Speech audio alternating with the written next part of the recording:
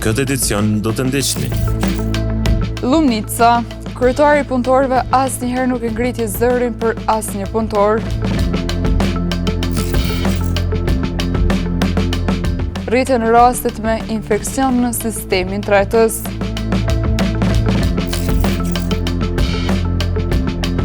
Si ndikojnë pajisjet e mençura në zhvillimin e të folurit tek fëmijët. Përshëndetje, po fillojmë edicionin qendror të lajmeve këtu në televizionit Syri. Sindikata e re e Korporatës Energjetike të Kosovës përmes një aksioni simbolik u bëri thirrje institucioneve të Kosovës dhe Kekut të respektojnë ligjin e punës, pasi 4 kolegët e tyre humben jetën në vendin e punës. Sindikata e re e Kekut ka shpallur heronj të punës 4 kolegët e tyre që humben jetën në vendin e punës. Fotot e tyre janë vendosur të martën para zyrave të selisë së Korporatës Energjetike në Prishtinë. Pas shprehjes së ngushëllimeve, kryetari i sindikatës së re të korporatës, Xhelal Jashari, e përsëriti kërkesën për institucionet dhe Kekun. Kërkojmë nga institucionet të Republikës Kosovës, nga Korporata Energjetike Kosovës, të respektohet ligji i punës, sepse pa respektimin e ligjit punës, punëtori e humb të drejten me punue dhe me jetue. Ndoshta me një menaxhim më të mirë, me një siguri më të madhe, sot ata do të kishim në mesin tonë. Enën kryetari i kësaj sindikate në gjatë Lumnica tha se do të zhvillojnë edhe një aksion simbolik të mërkurën para bashkimit të sindikatave të pavarura të Kosovës, teksa kritikoi udhëheqjen e kësaj të fundit.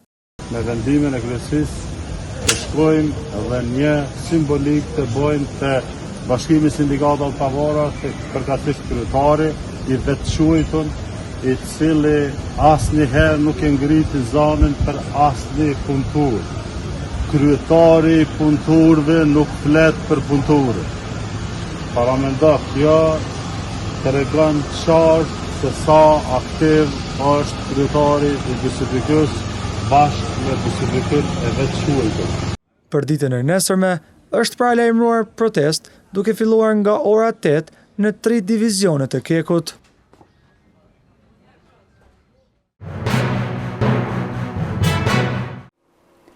Numri i rasteve të infeksioneve në sistemin tretës të qytetarëve të Gjakovës është rritur. Kjo situatë rezulton si pasojë e temperaturave të larta dhe konsumimit të ushqimit jo adekuat. Temperaturat e larta që po mbizotrojnë gjatë këtyre ditëve të verës mund të ndikojnë edhe në shfaqjen e problemeve të ndryshme shëndetësore, përfshirë infeksionet e sistemit tretës. Problemet në stomak e zorë shpesh manifestohen me fryrje të barkut, diare, vjellje, lodhje dhe ligështi për shkak të humbjes të lëngjeve. Sipas gastroenterohepatologut Visar Juniku, gjatë kësaj periudhe janë evidentuar raste të shumta të pacientëve me infeksione të traktit tretës. Duke pas parasysh tashmuet e verës, do të thënë përtërën një klimë, një temperaturë mjaft e lartë, dhe normalisht duhet pasur kujdes njerëz, popullatët dhe pacientët. Zakonisht ndodhin infeksionet të traktit tretës në këto kohë, shoqëruar domethënë me probleme në stomak, në zorë e diku tjetër, manifestohen me simptomet tash gjithë dim, me një fryrje barku, me një barkëshitje, me një vjellje, lodhje, plagështi. Pacienti domethënë është i dehidruar për shkak se humb lëngje, edhe vazhdimisht duhet të konsumojë domethënë këto temperatura e lëngje, duhet të pasur kujdes në ambientet e ngrohta, që të mos qëndrojë ashtu në temperatura të shumë të larta, të shmanget asaj kohë, intervalit kohë prej orës 11 deri ka ora 16-17, sepse ata mbretërojnë temperaturat më të larta dhe rrezet dielli më të forta, dhe normal që pacienti duhet të ndjen këto pasoja. Ai apelon që qytetarët të kenë kujdes të veçantë me ushqimin që konsumojnë, duke preferuar ushqime të lehta dhe duke shmangur ushqime të yndyrshme dhe më shumë kalori. Ka pasur raste po do thotë në spitale do të është numri shumë i madh i pacientëve që edhe të hospitalizuar në raportet përkohëse por edhe që në trajtuar në shtëpi, zakonisht me infuzione me terapi perose domethënë nga goja, varësisht sipas gjendjes klinike domethënë që ka pacienti. Thotë në këto kushte përveç infeksioneve virusale që janë të parapara shumë, kuptohet edhe intoksikimet alimentare shumë të shprehura, domethënë helmimet në ushqim.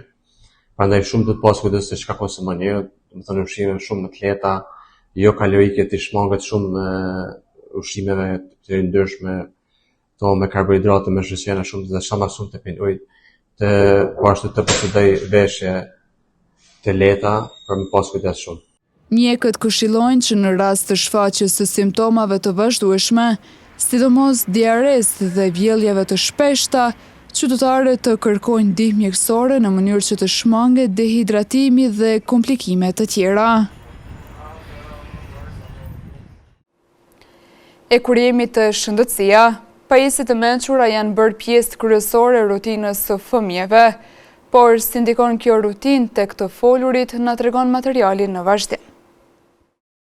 Telefonat dhe tabletët janë bërë pjesë e përditshmërisë së fëmijëve, por përdorimi i tepërt i tyre po ngriq shqetësime për ndikimin në zhvillimin e të folurit. Atëherë, përdorimi i teknologjisë është bo pjesë e përditshmërisë së fëmijëve, mirë po asaj të cilës duhet i kushtohet rëndësi është koha dhe mënyra e përdorimit. Dihet që ekrani është komunikimi njëkashëm ku fëmia vetëm merr informacione dhe nuk e ndon apo nuk e përdor gjuhën verbale apo gjuhën komunikuese. Prandaj në momentin kur zavendësohen komunikimet me bashkëmoshatarët, me anëtarët e tjerë të familjes me përdorimin e ekranit, dihet që do të shkaktohen vonesa në të folur, vonesa në gjuhën e folur dhe në komunikim. Shenjat e para të vonesës në të folur janë ato që prindërit duhet i vërin me kohë dhe të kushtojnë vëmendje.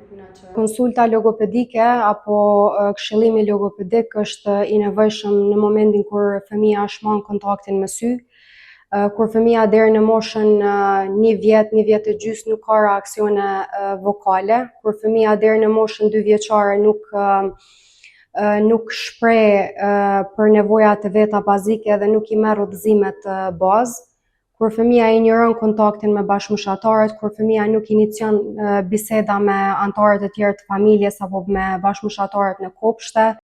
E në rast të reduktimit të përdorimit të telefonit, fëmia mund të ketë përmirësime.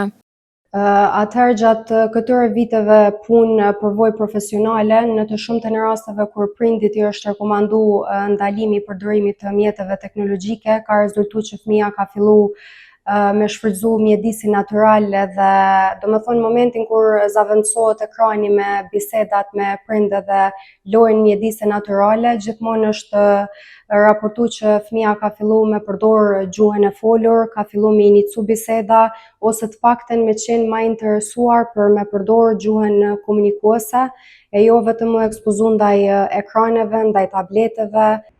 Logopedja thekson se deri në moshën 2 vjeçare, fëmijët duhet i shmangin ekspozimit ndaj ekraneve, ndërsa nga mosha 2 deri në 5 vjeç, përdorimi duhet të jetë i kufizuar deri në 1 orë në ditë nën praninë e prindit dhe me përmbajtje të përshtatshme e edukative.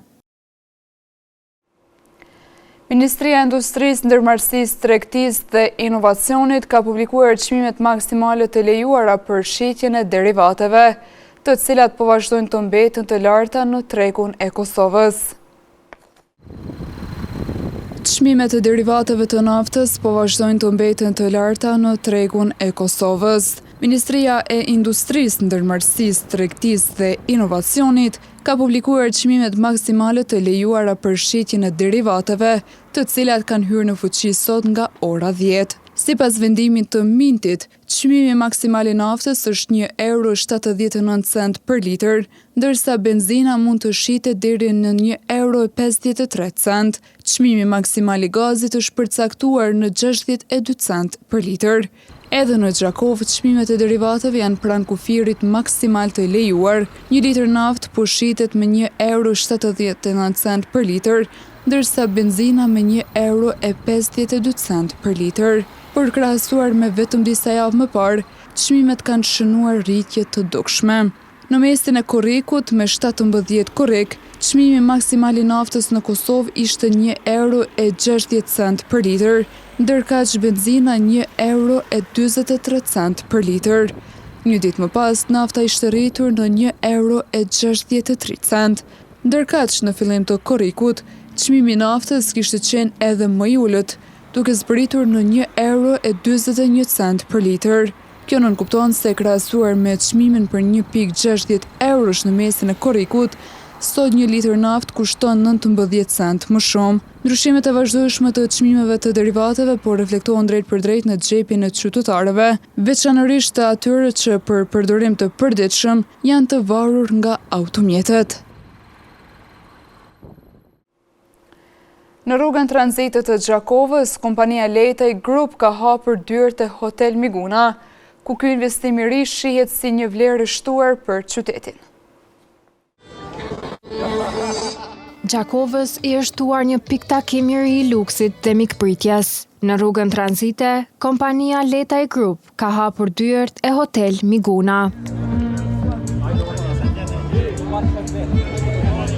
Një natë feste që bëri bashk familjar, miq dhe personalitete nga politika.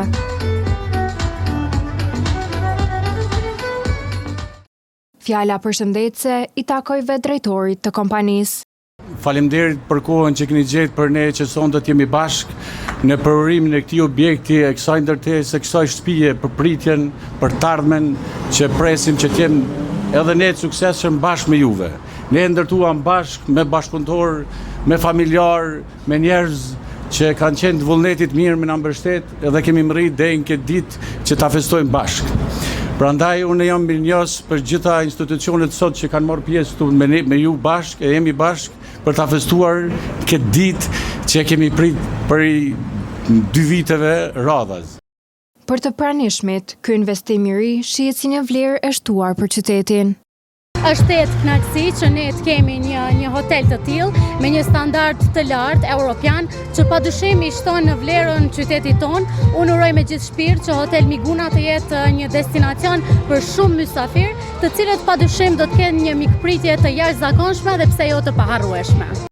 Pas prerjes së shiritit, dyert u hapën dhe të gjithë mysafirët hynë brenda për të parë ambientet e hotelit.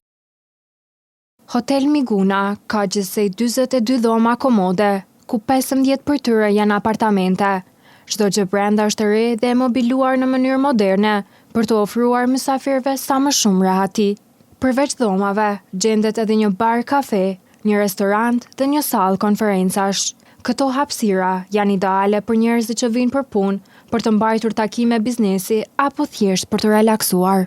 Ky investim i jep Gjakovës një pamje të re dhe moderne, duke ndihmuar direkt në zhvillimin e turizmit dhe mikpritjes së qytetit. Në vazhdim të ndjekim parashikimin e motit për ditët në vijim.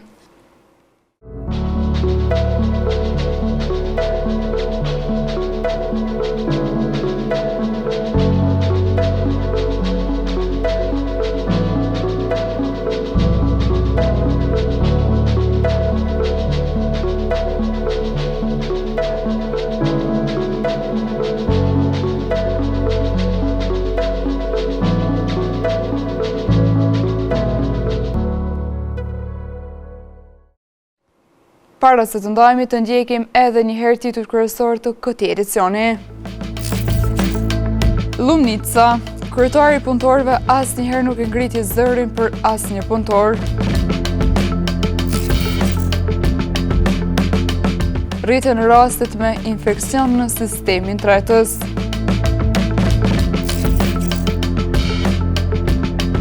Si ndikojnë pajisjet e mençura në zhvillimin e të folurit të fëmijët.